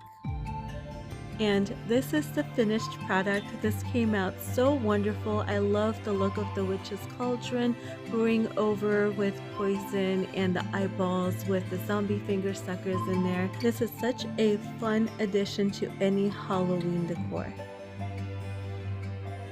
Next, I'm going to show you how one basic color wreath for Halloween can give you endless possibilities for design. Let's get started. So for my basic wreath color, I have chosen the color black. I figured you can't go wrong with black because it's so fitting to Halloween and you can really accent colors with black very easily. So here I have a bunch of mesh rolls that I bought from Dollar Tree in black, and I'm cutting it in different strips. I'm not really measuring it at this point. I just have the mat underneath it so I can easily cut it, but I also have some pipe cleaners here. You want to do a bunch of these strips, and then we're going to go ahead and do it in bundles. And then if you want your pipe cleaners to last you longer, take the pipe cleaners and cut it in half, and then you'll have twice as many to use. After I've cut a good amount of the strips, I'm going to take the strips and roll them into cylinders. And you want to make sure the edges are pointing out to give you better results and less frazzled look for your overall design. Now I'm going to take a pipe cleaner and scrunch it in the middle and tie it up with a pipe cleaner. The key to this design working is that we're not going to glue anything down. We're simply going to be using pipe cleaners to attach items to the wreath. Here's another one I'm going to show you. I'm simply rolling it up the way that the ribbon wants to naturally roll up, or the mesh I should say, and I'm leaving the edges pointing out and tying it up. So this whole project I'm keeping in mind, I want to make sure that I'm keeping it as basic as possible and as simple as possible for people that are intimidated to use mesh to do so very easily. Here I have a bunch of the bundles that I have already made, and I've simply attached it to the wreath using the pipe cleaners that I've used to tie up the mesh. For this project, I will be using the middle row to attach my mesh bundles using the pipe cleaner. Here I'm going to flip the wreath over to the back side so that you can see the whole process. I'm simply using the same pipe cleaner that I used to tie up the mesh, and I'm simply twisting that and then tucking it inward so that it does not scratch the surface of whatever I'm going to be hanging on. I also wanted to note that the place where I cut the mesh from has a tendency to unravel, so I make sure to roll the mesh in such a way where the ends are tucked into the back of the wreath and the bundles as I'm making it, so this way we will have a better overall look. I repeat this process until I have a fuller looking wreath. And this is what we have so far. Now I'm ready to add my overall accent colors. For my accent colors, I will be using green and purple. So for that, I'm cutting out more mesh, and these will be in green and purple again with the same process involved. I'm making sure to tuck in where I cut the mesh to the end of the bundle, rolling up the bundle as I did before, and attaching it to the wreath using a pipe cleaner. And I did the same with the purple. You can see with the overall process, nothing has changed. Now I'm going to put my accent colors on the basic black wreath to see what I want to do with the overall design. This is a great way to understand what you want to do with the design before you go ahead and attach it onto the wreath directly using the pipe cleaners. And again, I'm keeping the overall design as basic as possible so that anyone could try this if they wanted to get started with mesh. But you can totally do ribbons, you can do different colored bundles with ribbons, whatever you choose to do is up to you. Now I'm taking this sign that I found at the Dollar Tree, which is very fitting and perfect to my overall look that I'm going for, and I'm going to take the sign apart by pulling off the little ribbons on the back. To those signs, I'm going to attach a mesh pipe cleaner on the back so that I can tie these easily to the wreath. Again, note that I'm not going to be gluing the signs directly onto the wreath unless you want to. It's completely up to you, but for the diversity of the project to work, I'm going to be using pipe cleaners to attach anything that I'd like to so that I can change out the design again in the future with ease. I'm not going to go overboard with this design. I'm keeping it as simple as possible. I'm attaching the ornaments that I got from the Dollar Tree again to the wreath using pipe cleaners. Now for the spooky aspect, we're going to attach some eyeball ornaments, and this is the overall look. I loved how this came out. It was so simple to do, so wonderful because you have such great diversity of design you can use the same wreath for. I also attached some of the Dollar Tree spiders onto the wreath just to give it a little bit more jazz, but overall very easy to do. So just to give you an idea, this is the first look using the same black wreath, and then this is the second look using the same black wreath again. You can see how easily you can change out the color accents just to change out the overall look of the wreath, and gives you so much diversity and endless design possibilities you can do. You can elaborate with this as much as possible. I kept it as simple as possible for everybody to make it easier. Let's now create a enchanting standing witch candy bowl. For this DIY, all of the products came from the Dollar Tree. I challenged myself to make sure I can do everything from Dollar Tree. So for this, you're going to be needing some tool of your choice, whatever color you like. These ninja toys that I picked up at the Dollar Tree toy section. Your choice of the witch legs, the black cat candy bowl. You're also going to need some black paint, a sturdy plate, and the reason why I picked this one up is because the opposite side is black, 2 plaques, and I picked up these pumpkins to see if I'm going to use it for decor, but this is completely optional. We're going to start off by cutting the ring off of the witch's legs. When you pick up the witch's legs, make sure you pick up an extra pair, either of the same color or another color, it doesn't matter. We need 2 pairs of the boots. Now we're going to separate the shoes from the leggings by cutting it off. Do it as close to the seam as possible.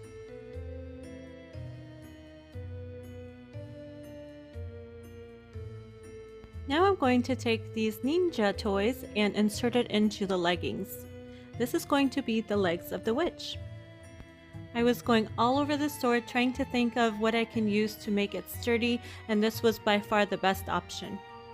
You can additionally stuff the leggings in with cotton balls to give it a little bit more thickness, but it's completely up to you. I'm going to just choose to do it as is and glue the edges of the leggings to the ninja toy.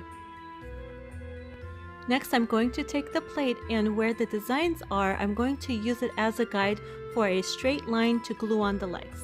To attach the legs onto the plate, I'm using large globs of glue. You will notice the legs have 2 sides to them if you're using the ninja toy. One is fluted and one is circular. I'm using the circular portion to attach to the plate.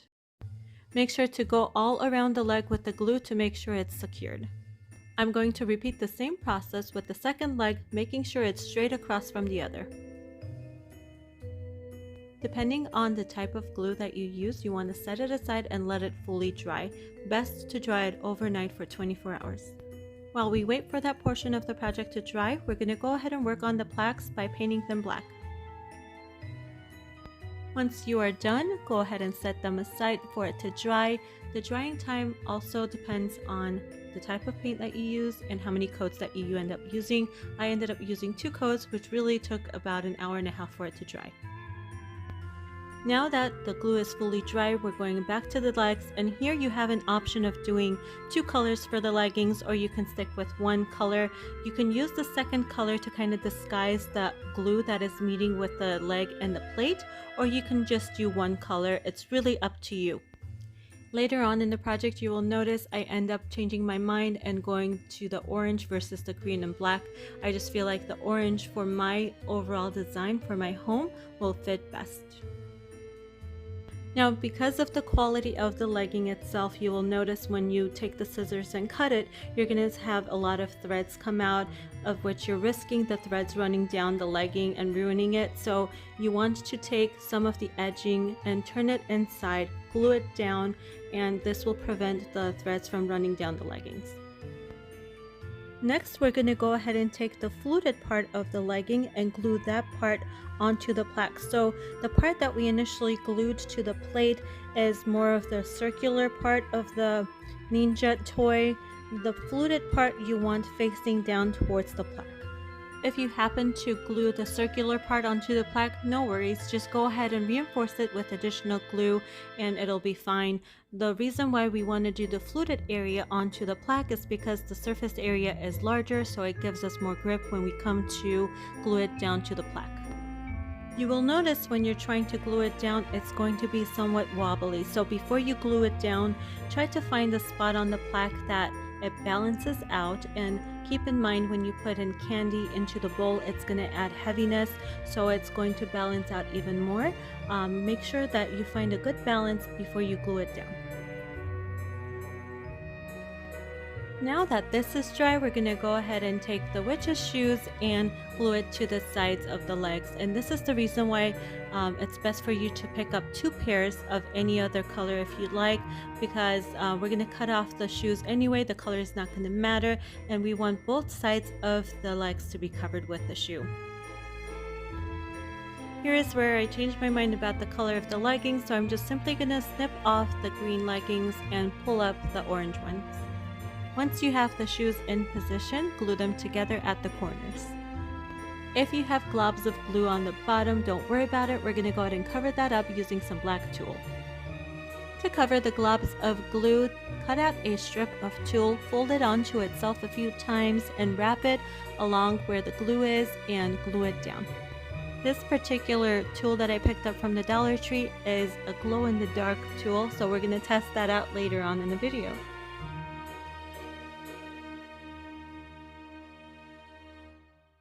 After you have covered the globs of glue, continue by positioning the shoes and securing it to each other. Now we're going to work on the candy bowl.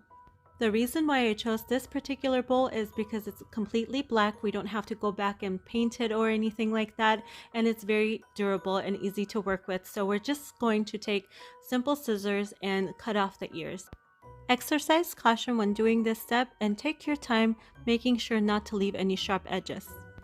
Next, I'm going to take some regular nail polish, dab it onto some paper towel, and we're going to take off the design of the candy bowl.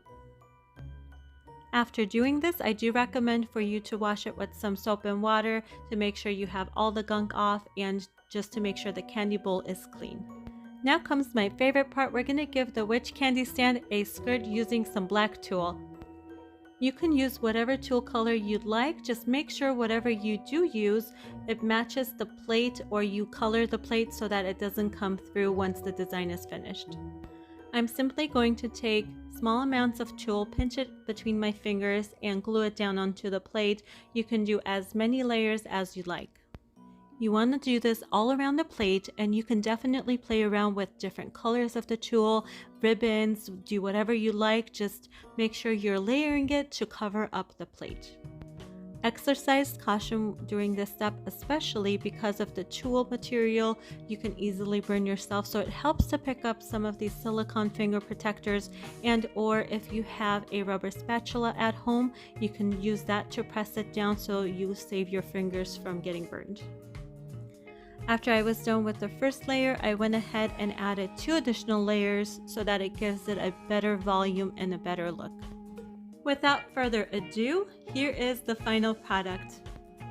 I absolutely love how adorable this came out. It certainly seems like an enchanted piece. I love the tutu, I love the leggings, and I love the fact that it stands just below 24 inches. Quite impressive.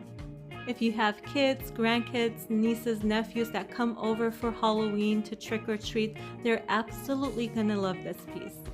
You can have this sitting by your door where your neighbors could come and pick up their candy, or you can have it by your fireplace or wherever you have your Halloween decor. It just adds so much charm and it's such an enchanting piece. I do recommend for you to keep this away from kids and pets just in case so it does not get knocked over. Here's another option for a candy tray, a spooky skeleton candy tiered tray. Let's get started. For this, you're going to be needing 2 of the trays at the Dollar Tree Halloween aisle, the skeleton, particularly this plastic one, a duster, and you're going to be needing a box cutter, also your glue gun. Let's get started. First off, we need the stick of the duster. So basically, in order to use that, I'm going to go ahead and rock the duster back and forth, and the metal piece inside will give out, and you can easily separate the head of the duster from the stick. Once you separate the head of the duster from the stick, you just need to cut off all the fluffy strings off to the bare until you see the stick. Next, we're going to essentially disassemble our skeleton. The particular parts that we need to disassemble are the skull and the legs. You can leave the arms as is. It shouldn't bother you throughout the project, but you have the option of snapping those off as well.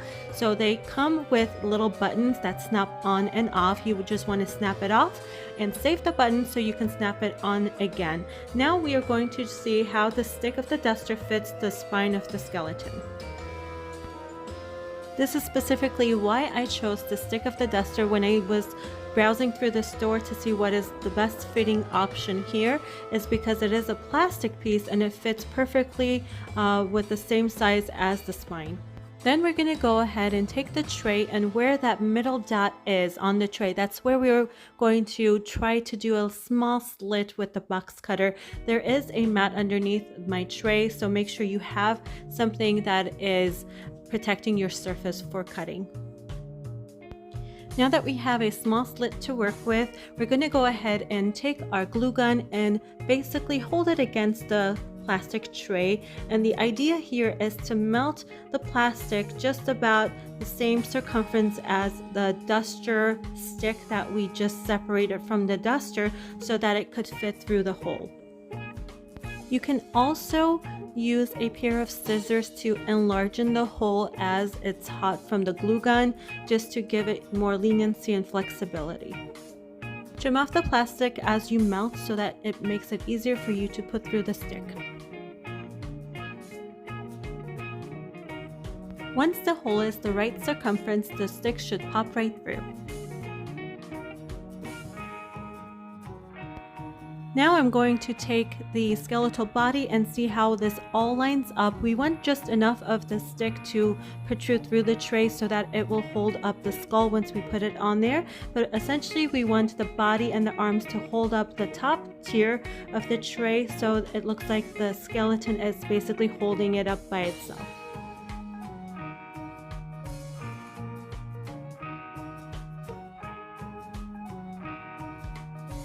Once I'm happy with the alignment, I'm going to flip the tray over so that the stick is now standing vertically, and I'm going to take my glue gun and put a bunch of glue on the back spine of the skeleton. And if you have an extra pair of hands to help you here, it's all the better because this part can be tricky. We don't have anything kind of stabilized just yet, so the stick is going to want to move on you. It works best to hold the piece together until the glue cools off so that you have immobility to the piece. Driving through days To give it additional stability, we want to take the glue gun and pop more glue down where the stick meets the tray. This way it will create additional stability, and again, you want to hold it in place as the glue cools off.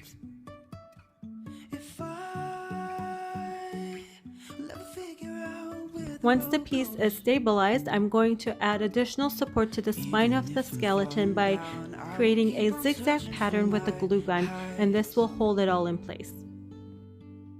So just to give you an idea, here is what we have so far, and look how awesome this looks already. Even if the sky is falling down.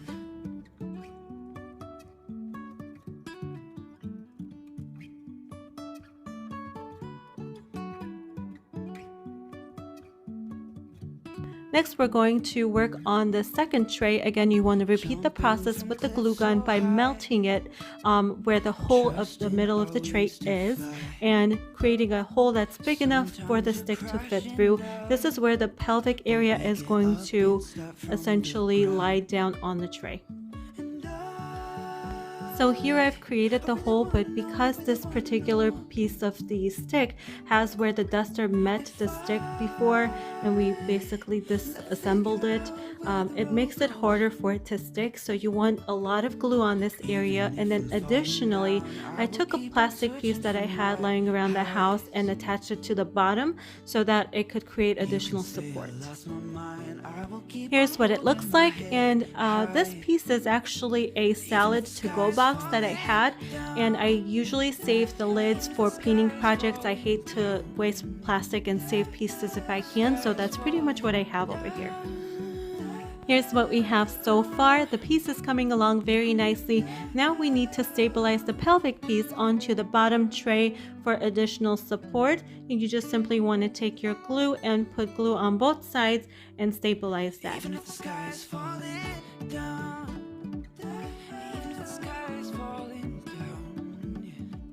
This is what it looks like in the back of the piece. It looks somewhat messy with all the glue, but we're going to go ahead and hide this using the additional pieces of the skeleton. Next, I'm going to work on the skull of the skeleton. So it comes with this piece that is made for you to hang it on the wall. It's that round little piece, so you can put a nail through it or something like that and hang it on the wall. But we're going to go ahead and cut that piece off so it gives it a nice clean edge. And then the stick that is protruding out from the top tray, we're going to put a bunch of glue on there and stick the skull onto that end.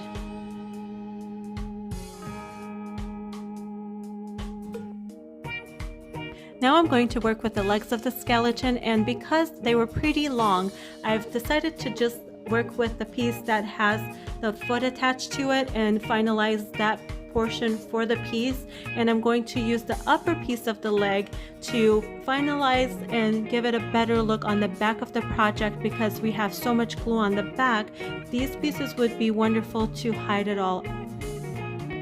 So now I'm going to take the extra pieces and arrange it in such a way that it hides all the glue in the back. Here I have the two pieces and they're both blocking both of the sides, which is great, and I'm going to connect them in the middle.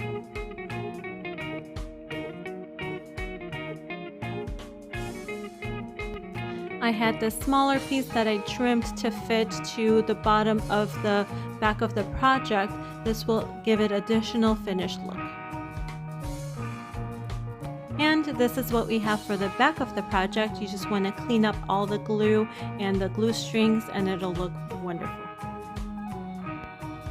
I have raised his hands up so it's not even attached to the tray. It looks like he's holding it and it just looks so fabulous. Alright everyone, I'm so excited to share the final product with you. This came out so wonderful. I am absolutely in love with this piece. This is by far the best idea I've ever had for crafting. My kids are in love with it as well. This currently sits right at the entry point where my guests will enter, and this is going to be the first piece that they will see. Who would have thought $4 worth of items from the Dollar Tree will yield such a high-end project? I am just blown away that all these products came out of Dollar Tree.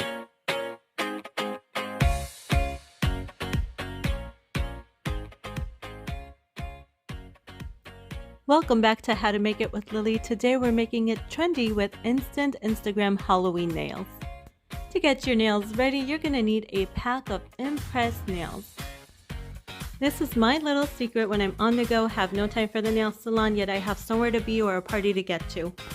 With Halloween just around the corner, these make the perfect addition for your overall look, especially with the Halloween designs.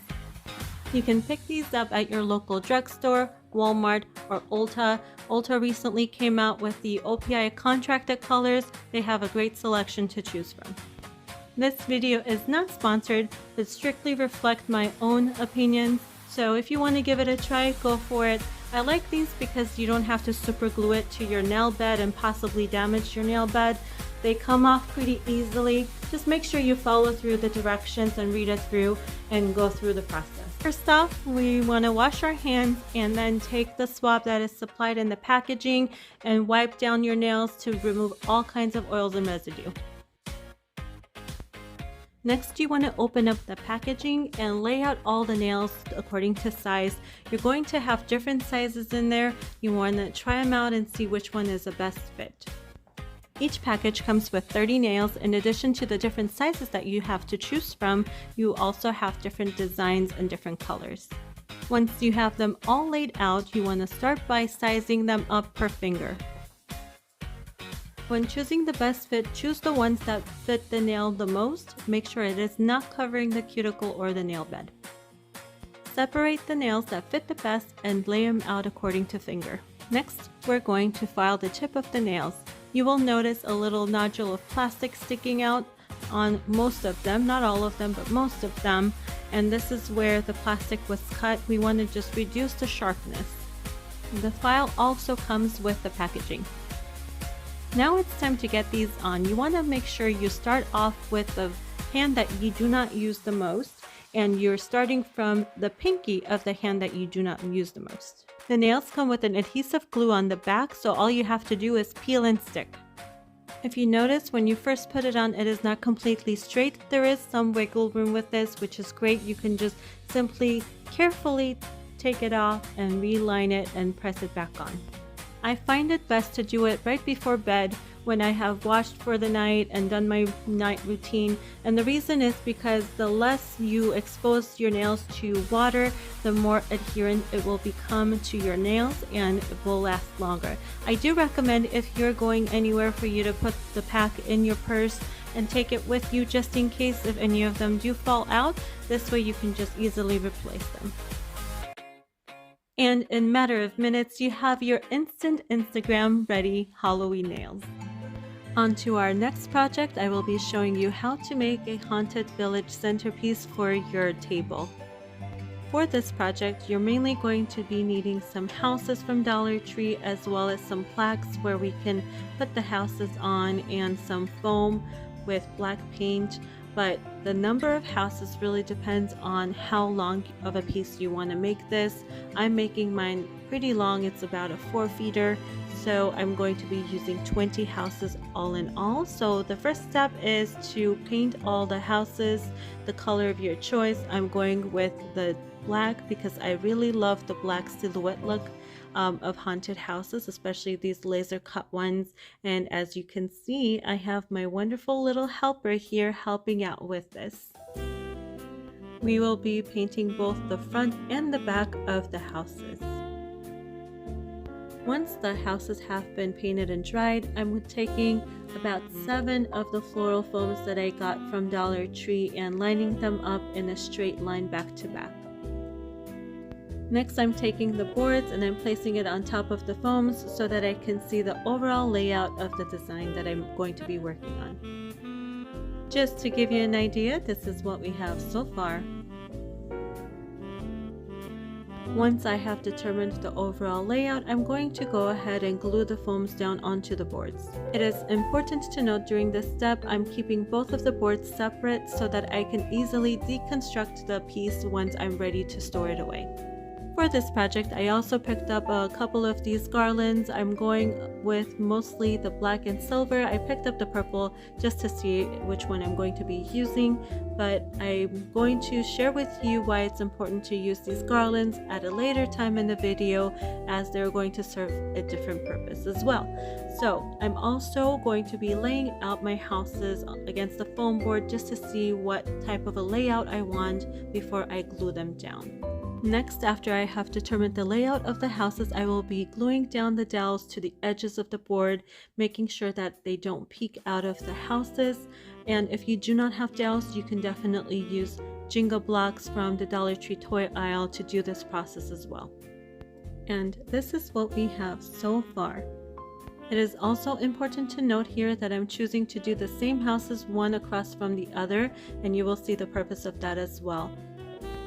To make this piece easy to store away after Halloween, I'm going to be gluing the dowels opposite to each other on one board, as opposed to gluing the dowels to the middle of the board to hinge it all together, so to speak, because this way I can separate out the pieces and store the pieces separately in storage.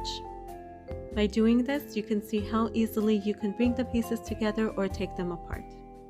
This is a very wide and tall project, so it's hard for me to capture it all on one screen. So just to give you an idea where we're at, this is what we have so far with the project. Now I'm going to take the garland and wrap it around the foam area of the project, and I will be doing this on the two separate pieces until it's all completely covered.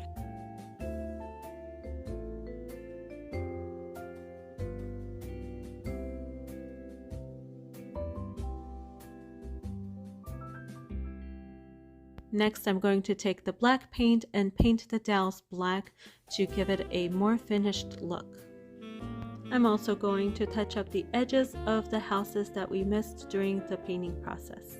Next, to cover this pumpkin up, I'm going to be using this chalkboard crop it stickers that I found at the Dollar Tree Crafter Square section, and it's basically black vinyl that I will be cutting it to size, and this is what it looks like on the second piece when it's covered up, and this is pretty much what I'm going to do with the other. Next, I have decided to put lights in between the houses to make it glow for the night. Let me show you how to go about doing this. So the key here is to make sure that the second pattern lies perfectly to the back of the first one, and you want to match up the design basically. So here is an example from the front view. I'm matching up the design, and just in case if it doesn't sit right, because we have this little bump on the bottom of this particular pattern, I am going to take a sharp scissors and basically cut that part off. You can see here that I'm able to accomplish this with regular scissors. I don't need any specific power tools to cut the pieces off. Now that the houses perfectly match in pattern, I'm going to show you how to do the light installation. First off, we're going to start by putting all the batteries in the light packs, and then before you screw on the cap, make sure they work. Next, I'm going to plan on the entry and the exit of the light strings. So for this one, I will be starting on the right hand side by the grave site, which I want to highlight as well. And you want to make sure the bulb is slightly lower to where the design is to get that glow effect. The key here is to use one light bulb per element to highlight that element in the most effective way. And the most effective way is to put the light bulb as close to the design as possible so that it has a glow effect when you put it against the other silhouette of the house. And you want to hide the wiring in between the windows, so when you do put the silhouette against the other house and the patterns match up, you're not exposing any of the wiring. A technique that I use to contain the wiring in this project is what I call a bridge glue. And what you do is you put some of your glue on one side of the wiring and then take it to the other side opposing to that, and it creates this bridge effect containing the wiring. You will see that being used many times in this project. I repeat this process until the strings lights are done per house, and I have about 10 houses, so I will be doing this process for the rest of the houses as well. Just to give you an idea, this is what we have so far. I'm just putting the last touches on the wiring, making sure I use that bridge technique that I told you about, and then making sure the lights work before I put it all together. For this next step, I leave the lights on and then match up the patterns together, and this will allow me to see if there's any wiring being exposed that I need to redo that section again or not. Once I'm satisfied with the look, I'm going to use my glue gun and only glue the tops of the patterns together.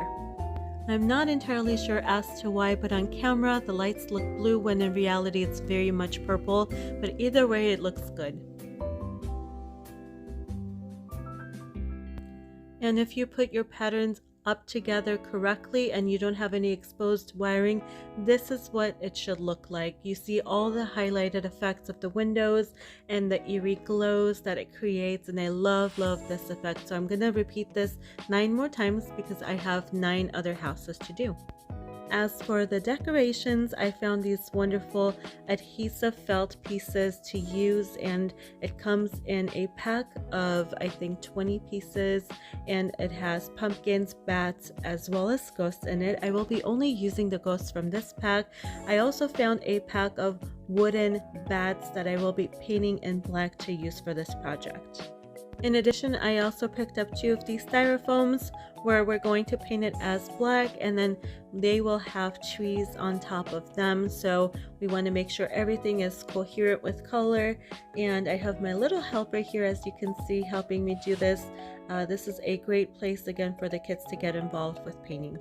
I wanted to show you how I glued down some of the ghosts on the houses, as well as what I'm going to be doing with the styrofoam. You can see the styrofoam is now dry, and I tucked it in under a creepy cloth, and I have some of these black branches that we picked up from Dollar Tree, and those will be stuck onto the foam, and they're going to be like the creepy trees within the houses.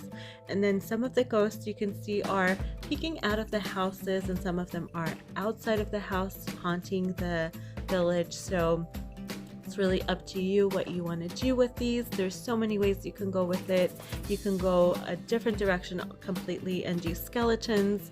You can do witches. You can do pumpkins, whatever you like. It's really up to you. Now remember, earlier in the video I said it's important to use these Dollar Tree garlands for this project, and this is the reason why. Is because you can easily hide your battery packs underneath the garland. You have the choice of gluing it down and or just hiding it like I am. Make sure if you do glue it down, you do glue it down in a way that you can actually change the batteries if you have to with ease. So that is an important step in this process. This is what it looks like without any lights on. Pretty spectacular. And then this is what it looks like with the lights on. This was such a wow factor on this project, and it was really important to me to have the duality on both sides of the project to be visible for anybody sitting behind the table. I don't want them to be looking at the back end of a project. Basically, I want them to have the full experience as anybody having to sit in the front of the table. So this was very neat to do, and it was very fun to do. This idea came to me when I was walking through the aisles and I saw the silhouettes of the houses, and I wanted to first do single layer of the houses, and then I'm like, why am I just doing it so basic? Let's take it up a notch and put some lights in here, put some ghosts in here. It's going to be super cute.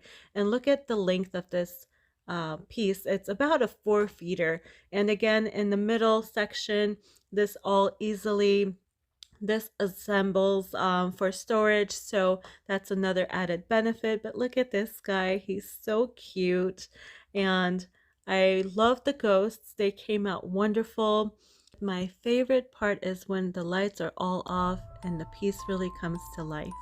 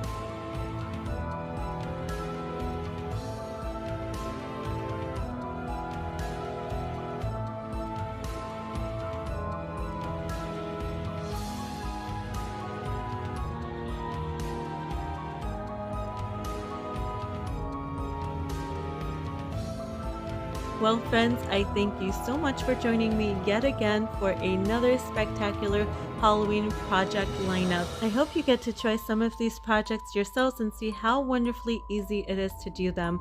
Also, comment down below and let me know which one of these projects was your favorite. If you like this video, give me a big thumbs up down below.